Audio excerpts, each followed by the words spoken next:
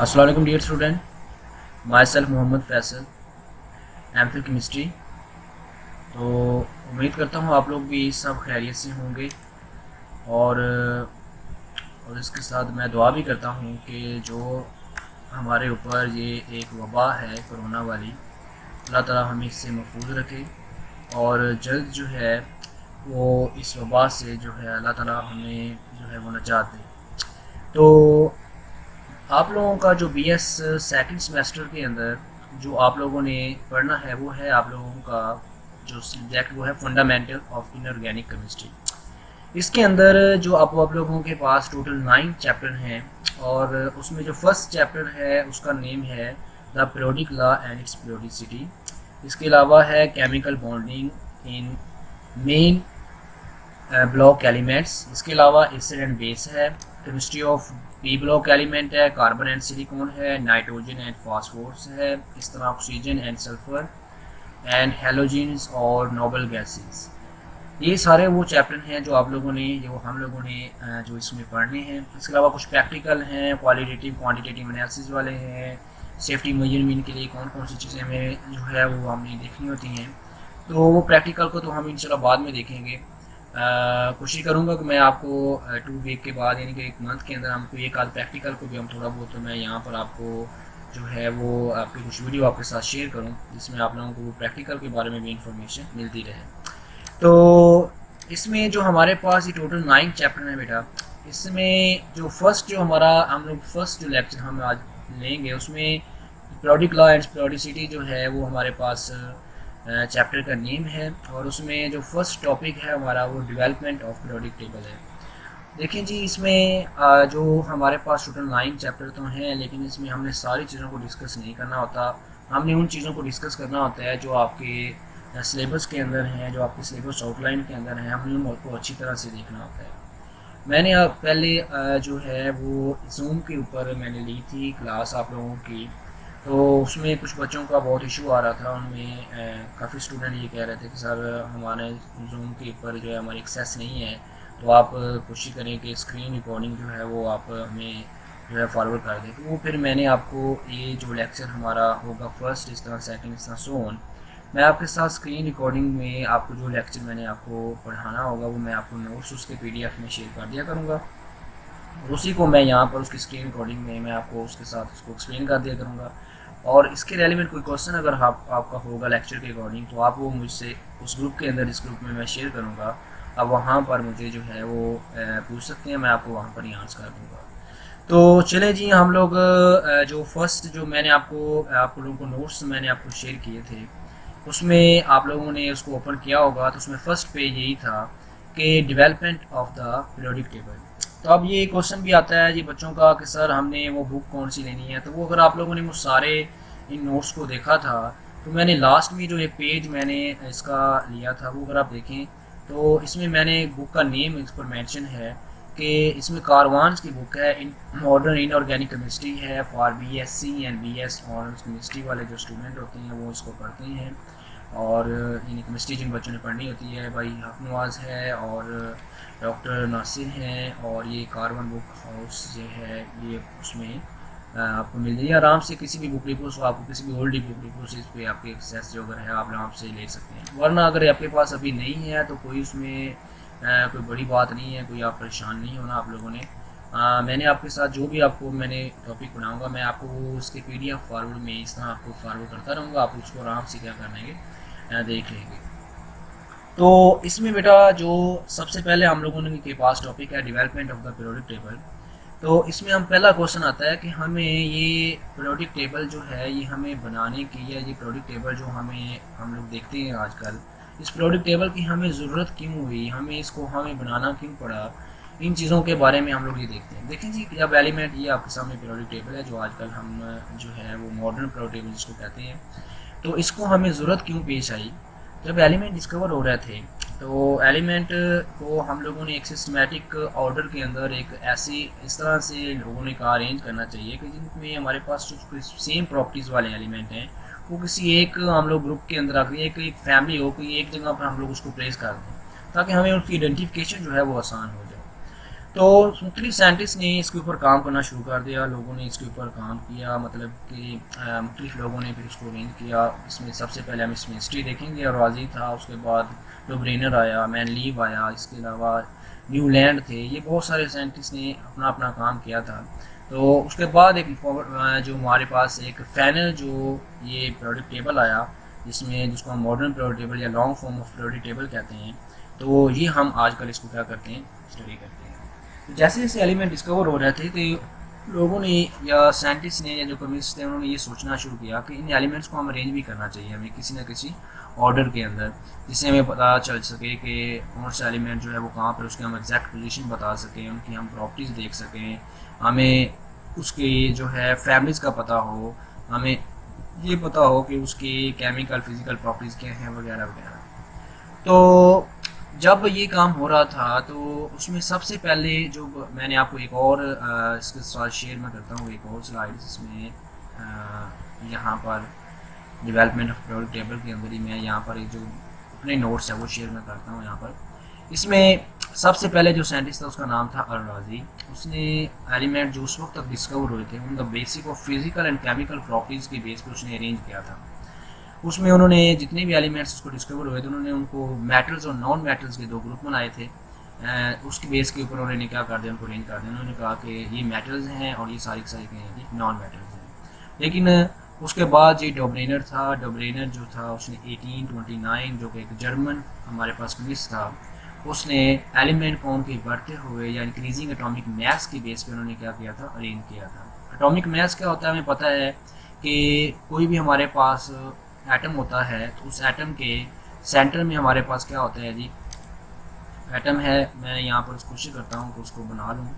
Atom होता है, atom के सेंटर में क्या होता है, ये वाला न्यूक्लियस होता है, इसमें हमारे पास प्रोटॉन होते हैं और हमारे पास क्या होते हैं जी, इसमें न्यूट्रॉन्स होते हैं। और जो हमारे पास इलेक्ट्रॉन्स होते हैं वो इसके गिर्द जो हमारे पास शेल्स होते हैं, जिनको हम एनर्जी लेवल्स भी बोलते हैं, इन शेल्स के अंदर ये इलेक्ट्रॉन क्या कर रहे होते हैं जी, वो रिवॉल्व कर रहे होते हैं। इन इलेक्ट्रॉन्स यहाँ पर क्या कर रहे होते हैं जी, ये सपोज करें ये इलेक्ट्रॉन्स हैं हमारे, ये यहाँ पर क्या कर रहे होते हैं, रिवॉल्व कर रहे होते हैं। तो किसी एटम का ये जो न्यूक्लियस है, जिसको हम न्यूक्लियस का नाम, इसमें प्रोटॉन और न्यूट्रॉन जो होते हैं, इनका जो हम लोग प्रोटॉन और न्यूट्रॉन की तादाद जो होती है, जो नंबर्स होते हैं, उनको हम लोग क्या कहते हैं, एटॉमिक मास कहते हैं। तो सपोज करें ये हमारे पास कोई एटम है, इसमें 6 प्रोटॉन हैं और 6 ही न्यूट्रॉन्स हैं।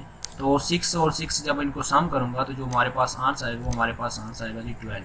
तो 12 is the atomic mass of that element. तो ये मैं आप लोगों को ये बेसिक चीज़ें हैं तो ये आपको पता होंगी एटॉमिक मास क्या है। तो डोब्रेनर जो था उसने इंक्रीजिंग एटॉमिक मास की बेस के ऊपर उन्होंने एलिमेंट को अरेंज किया और उन एलिमेंट्स को जो उन्होंने ग्रुप बनाया और उन ग्रुप्स को उन्होंने ट्राइएड्स का नाम दिया था। तो उसमें जो हम लोग लॉ ऑफ ट्राइएड्स कहते हैं, उसमें हम ये कहते हैं, उन्होंने एक लॉ दिया, उस लॉ के मुताबिक ये जो ग्रुप बनाया उन्होंने कहा कि अगर हम if the element are arrange on the basic of their increasing atomic या ascending order of atomic masses, then जो हमारे पास मिडल एलिमेंट होता है जो दरमियान में आएगा, this is the average, middle का जो एटॉमिक मास होगा वो हमारे पास एवरेज होगा फर्स्ट और हमारे पास थर्ड वन का। तो कुछ इसमें हमारे पास अगर आप लोग अपनी जो मैंने नोट्स आपके साथ शेयर किए हैं उसमें अगर आप देखें तो सबसे पहले डोब्रेनर है, उसमें जो आपके पास जॉन डोब्रेनर था उसने एलिमेंट को फिजिकल और केमिकल जो हमारे पास एलिमेंट्स को in the basic of increasing atomic mass की बेस पे अरेंज किया था जी, और ट्राइएड्स का नाम दिया था उन ग्रुप्स का। और उन्होंने ये कहा था कि जो फर्स्ट होता है और थर्ड होता है उसका जो एवरेज हम निकालें तो दरमियान वाला जो हमारे पास होगा उनका एटॉमिक मास होगा। तो ये कुछ हमारे पास उसमें क्या थे जी, डोब्रेनर हमें आम बता रहा था। तो ये कुछ उसने ग्रुप सामने उसमें से दिए हुए हैं, ये आपकी बुक में एग्जांपल दी हुई है। फॉर एग्जांपल लिथियम, सोडियम और पोटाशियम। लिथियम का एटॉमिक नंबर 7 है, सोडियम का 23 है और पोटाशियम का 39 है। तो अगर हम ये देखें तो इंक्रीजिंग एटॉमिक मास है और अगर हम इसमें 7 + 39 करें, फर्स्ट और लास्ट वाले यानी फर्स्ट और थर्ड की एवरेज निकालें उसको 2 पे डिवाइड करके, तो इसको दो एलिमेंट्स को हम सम करें, दो चीज़ों को सम करें, 2 पे डिवाइड करेंगे तो जो आंसर आया वो 23 है। This is the atomic mass of sodium. इसी तरह ये क्लोरीन, ब्रोमीन, आयोडीन है। क्लोरीन का और आयोडीन का जब आप एवरेज निकालते हैं तो जो आंसर आता है this is the average atomic mass of bromine. इस तरह ये एग्जाम्पल हमारे पास दी हुई हैं। तो ये जो हमारे पास हमने डोब्रेनर को जो हम लोग डिस्कस किया हम लोगों ने, तो इसके बाद ये हमारे पास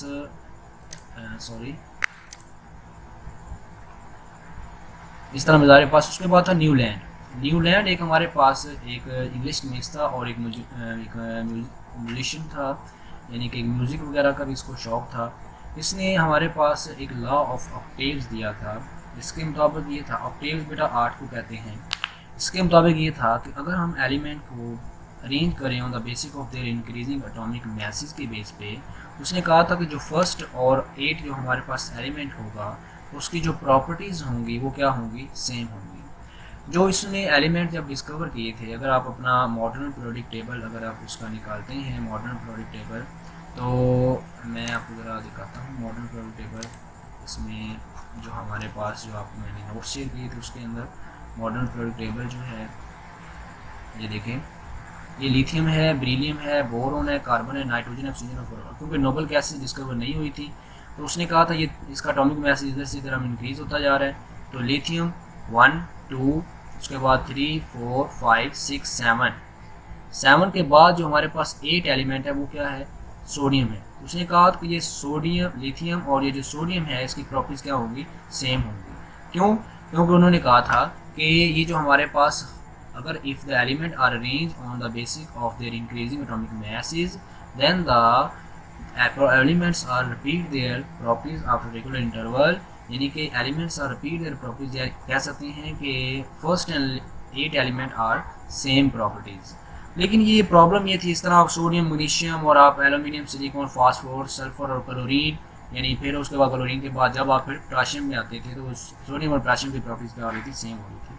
लेकिन इसमें प्रॉब्लम ये है कि कैल्शियम के बाद जो है वो यहाँ पर ये वाले एलिमेंट्स जो है वो डी ब्लॉक के एलिमेंट शुरू हो जाते हैं। तो कैल्शियम के बाद 8 देखें 1 1 2 3 4 5 6 7 8, अब 8 के बाद जो है ये प्रॉपर्टीज रिपीट होनी चाहिए, लेकिन ऐसा नहीं होता। तो ये जो डोब्रेनर का हमारे पास लॉ था, ये डोब्रेनर जो हमारे पास ट्राइएड्स था, ये सिर्फ और सिर्फ अप टू कैल्शियम तक जो वैलिड था। इसका सॉरी डोब्रेनर कह रहा हूँ, न्यूलैंड का जो लॉ था वो सिर्फ और सिर्फ कैल्शियम तक वैलिड था। इसके बाद ये जो था ये फेल हो रहा था। तो ये सारी चीज़ें जो हैं ये आपके यहाँ पर भी मेंशन हैं। आप लोग जब इसको स्टडी करेंगे, इसको पढ़ेंगे, तो आप लोगों को जो पता चल जाएगा कि इसमें क्या क्या इसमें लिखा हुआ है। आप लोगों ने इसको पढ़ना भी है। तो ये इसमें उन्होंने ये बातें की हैं, जैसे lithium, beryllium, boron, carbon, nitrogen, oxygen, और उसके बाद जो हमारे पास एलिमेंट्स आ रहे थे, यानी 1 2 3 4 5 6 7, और उसके बाद 8 एलिमेंट आ रहा था। इसी तरह इस तरह से हमारे पास काम चल रहा था। तो उसके बाद ये हमारे पास था मेंडलीव का पीरियोडिक टेबल, और उसकी जो हमारे पास पीरियोडिक लॉ था वो क्या था जी, मेंडलीव का ये कहना था, मेंडलीव ने एलिमेंट को on the basis of their increasing atomic mass he arrange किया था, और इसका पूरा नाम था दिमित्री मेंडलीव। और इसने उस वक्त तकरीबन 62 एलिमेंट जो उस वक्त डिस्कवर हो चुके थे, इसने उन एलिमेंट्स को एक टेबल के अंदर क्या किया था, अरेंज किया था। मैं आपको अपने नोट्स अगर इसके साथ शेयर करूँ तो उसमें आपको देख सकते हैं कि ये रशियन केमिस्ट था। और अच्छा, इसमें काज ऑफ फेलियर बताया हुआ है कि न्यूलैंड का क्या था। तो डिस्कवरी ऑफ नोबल गैसेज जब डिस्कवर हो गई थी तो ये लॉ क्या हो गया था, फेल हो गया था। ठीक है, उसके बाद क्योंकि अभी 8 एलिमेंट जो था वो, उसके बाद जो 9th था वो उसकी प्रॉपर्टी जो थी वो रिपीट हो रही थी, बल्कि 8 की नहीं हो रही थी। तो इसके अलावा भी और मैंने आपको बताया है। उसके बाद मेंडलीव का, इसके बाद ये मैंने बताया था इसमें कि वो कैल्शियम तक वैलिड था, इसके बाद वो वैलिड नहीं हो रहा था। उसके बाद न्यूलैंड जो हमारे पास था पीरियोडिक लॉ है, उसमें इन 1871 में रशियन केमिस्ट था जिसने ये लॉ दिया था।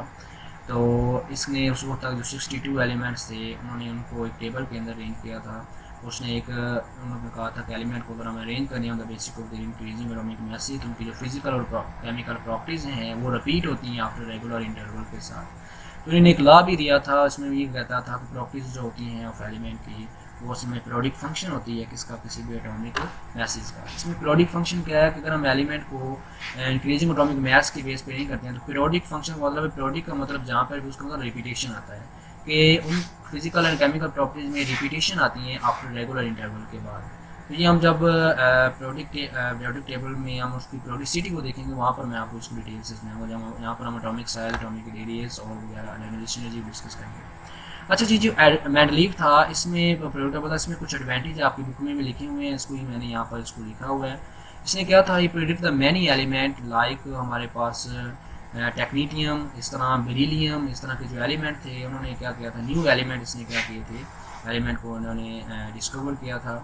इसके अलावा ये आपको थोड़ा सा जो है वो प्लीज़ इमेज नज़र ना आए, लेकिन he predict the properties of many elements which were, जो उस वक्त तक अभी डिस्कवर भी नहीं हुए थे, उनको भी इन्होंने क्या किया था जी, इनको उन्होंने इसकी प्रॉपर्टीज बता दी, उनकी स्पेस छोड़ी और उनके बाद उनकी प्रॉपर्टीज बता दी कि ये वाली जो एलिमेंट होगा जिसकी मैंने स्पेस यहाँ पर छोड़ी है उसकी प्रॉपर्टीज ये वाली होंगी। लाइक जो हमारे पास जर्मीनियम एक एलिमेंट है, इसने इसको नाम दिया था इका सिलिकॉन का। आप अपनी बुक में देखेंगे तो उसमें लिखा हुआ इका सिलिकॉन। इका सिलिकॉन का मतलब ये है कि उसने अपनी वर्डिंग के अंदर जो नाम दिया था उसमें उनका कहना था कि ये जो एलिमेंट है वो इका यानी कि इसके बाद आएगा, सिलिकॉन के बाद आएगा। और देखा गया कि वाकई ही कार्बन, सिलिकॉन और उसके बाद जो हमारे पास एलिमेंट है उसके बाद आया था, यानी कि जो उसके नीचे जो बिल्कुल उसके लोअर साइड पे आया वो हमारे पास जर्मीनियम ही था। इस तरह जो हमारे पास ने कुछ एलिमेंट के कलेक्टेड हमारे पास एटॉमिक मास को डिस्कवर किया था। इस तरह हमारे पास ने जो है वो कुछ एलिमेंट्स के जो हमारे पास एटॉमिक मैसेज ऑफ एलिमेंट, कुछ एम्प्टी स्पेसेस छोड़ी थी उन एलिमेंट के लिए जो अभी तक डिस्कवर नहीं हुए थे।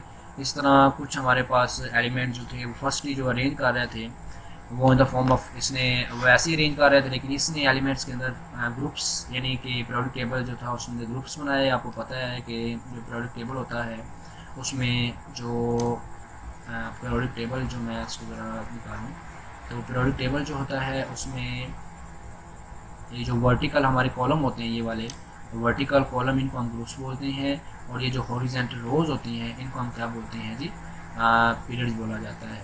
तो इसने ग्रुप्स और पीरियड्स के बारे में भी, हमें ग्रुप्स और पीरियड्स के बारे में मीनिंग एलिमेंट्स को अरेंज किया था और इसमें बताया था कि जो एक ग्रुप के अंदर एलिमेंट आ रहे हैं उनकी प्रॉपर्टीज़ क्या हो रही हैं सेम। इसकी बेस के ऊपर इनको नोबेल प्राइज़ भी मिला था। तो इसमें उसके फिर डी मैट्स क्या हैं या इसमें डिसएडवांटेज क्या थे या क्यों इसमें क्या और ज़्यादा इम्प्रूवमेंट होनी चाहिए थी। तो मसला ये था कि अगर आप किसी भी आइसोटोप को देखते हैं तो आइसोटोप की डेफिनेशन आपको पता है कि कोई भी हमारे पास एलिमेंट जो जिनका एटॉमिक नंबर हमारे पास क्या होता है सेम होता है और एटॉमिक मास क्या होता है डिफरेंट होता है। जिस तरह कार्बन की बात करूँ मैं, तो कार्बन के 3 आइसोटोप होते हैं। तो एक कार्बन हमारे पास 12 वाला होता है, एक कार्बन हमारे पास 13 वाला होता है और एक कार्बन हमारे पास क्या होता है जी 14 वाला होता है। इन सारे का आइसोटोप क्या होते हैं हमारे पास, नंबर ऑफ जो एटॉमिक मास होता है वो डिफरेंट होता है और एटॉमिक नंबर इनका क्या होता है जी 6 ही होता है। इन सारों का 6 होता है, इसका भी 6 होता है, इन सारों का 6 होता है। तो atom of same type of element and same atomic number और डिफरेंट मास नंबर, उनको हम क्या बोलते हैं जी आइसोटोप बोलते हैं।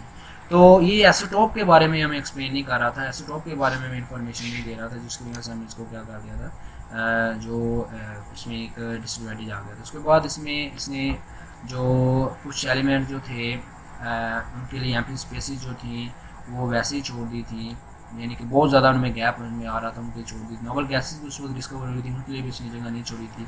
लैंथेनाइड्स और एक्टानाइड्स जो हैं हमारे पास सीरीज है, जो कैफिलोक एलिमेंट हैं जो हमने पीरियोडिक टेबल के बिल्कुल लोअर साइड पढ़ी, उनको कोई ख़ास जगह नहीं मिल रही थी इसके पीरियोडिक टेबल के अंदर। इसके अलावा इसने कुछ एलिमेंट्स को एम बिला वजह ही जो है वो हमारे पास एलिमेंट को रखा हुआ था, अपने हिसाब से इन्होंने एटॉमिक मास दिए हुए थे। इसके अलावा कुछ एलिमेंट जो थे जिनकी प्रॉपर्टीज सेम थी उनको उन्होंने डिफरेंट ग्रुप्स के अंदर रखा हुआ था और कुछ एलिमेंट जिनकी प्रॉपर्टीज जो थी वो डिफरेंट थी उनको उन्होंने सेम ग्रुप के अंदर रखा हुआ था। तो वो आप अपनी बुक में जब इसको रीड करेंगे तो उसमें उनकी एग्जांपल भी उसने बताई हुई कौन से एलिमेंट किस तरह के थे। इसके अलावा वो बताता है कि डिसएडवांटेज हैं उसके पोजिशन ऑफ, ये वही पेज आ रहा है इसमें। तो उसके बाद आया था जी जब ये हम लोग देखते हैं कि उसमें मेंडलीव ने एलिमेंट को में अरेंज किया the basic of atomic message, तो बहुत सारी उसमें जो है वो डिसएडवांटेज आ गए। तो उसके बाद जब मूजले ने एटॉमिक नंबर को डिस्कवर किया तो उससे पता चला कि अगर हम एलिमेंट को एटॉमिक नंबर की बेस के ऊपर अरेंज करते हैं तो ये सारी की सारी प्रॉब्लम्स क्या हो सकती हैं, सॉल्व हो सकती हैं। तो मैं यहाँ पर इसको फर्स्ट लेक्चर जो है वो मैं यहाँ पर ही एंड कर रहा हूँ। तो आपने जो है वो ये फर्स्ट जो 3 पेजेस हैं आपके, मैं आपको ज़रा बताऊँ कि आपको मैंने कहाँ तक आज ये देखिए मॉडर्न प्रोडक्ट टेबल जहाँ लिखा हुआ है, इससे पहले आप लोगों ने 2-3 जो पेजेस हैं वो आप लोगों ने मॉडर्न प्रोडक्ट लॉ जो है ये आप लोगों ने इससे पहले यानी कि defects limitation of Mendeleev periodic table, यहाँ तक आप लोगों ने इसको क्या पढ़ना है। ये लोथरमेयर वर्क जो है ये भी मैं आपको पढ़ाऊँगा। ये इसमें मैनलीव और ये लोथरमेयर जो था ये दोनों एक ही तरह का काम कर रहे थे, लेकिन ये जो हमारे पास मैनलीव था इसने एलिमेंट्स को जो on the basis of atomic mass उन्होंने इनको एक ग्रुप के अंदर अरेंज किया था, लेकिन इसने on the basis of atomic mass he arrange किया, लेकिन इसने ग्राफ की फॉर्म के अंदर क्या किया था, यूँ ग्राफ बनाए थे तो ग्राफ की फॉर्म में इन्होंने एक अपने एक अरेंज करके दिया था। तो देखिए अगर हम ग्राफ में यहाँ देखें तो ग्राफ में अगर हमने इनको डिटेक्ट करना हमारे लिए बड़ा मुश्किल हो रहा था, और मेंडलीव को ज़्यादा सक्सेस इसलिए भी मिल गई क्योंकि इसने कुछ मंथ पहले ही इसके यानी कि अपना पब्लिश करवाने से पहले ही उसने इनको पब्लिश करवा दिया था, इस वजह से भी। और कुछ जो है उसने एलिमेंट्स को एक टेबल के अंदर अरेंज किया था, वहाँ पर जो है वो बहुत एक सिमेट्री आ रही थी। और ये वाला जो है इसमें हमने कहाँ पर एलिमेंट की लोकेशन जो है यहाँ देखें, इससे नीचे है थोड़ी सी ऊपर है, तो ये बड़ी प्रॉब्लम आ रही थी, इसकी वजह से इसको ज़्यादा इतनी इंपॉर्टेंस नहीं मिली। तो लोथनमेयर के वर्क को ज़्यादा इंपॉर्टेंस मिली थी उसके मेंडलीव को। तो ये हम डिस्कस करेंगे इंशाल्लाह, और साथ में हम मॉडर्न प्रोडक्ट टेबल लॉ को डिस्कस करेंगे। तो यहाँ तक किसी का अगर कोई क्वेश्चन होगा तो वो आप मुझसे पूछ लेंगे। तो इंशाल्लाह मैं आपको वहाँ पर ग्रुप के अंदर ही क्या कर दूँगा, उसका आंसर मैं कोशिश करूँगा मैं आपको वहाँ पर इसका आंसर कर दूँ। अपना ख्याल रखिएगा जी, अल्लाह हाफिज़।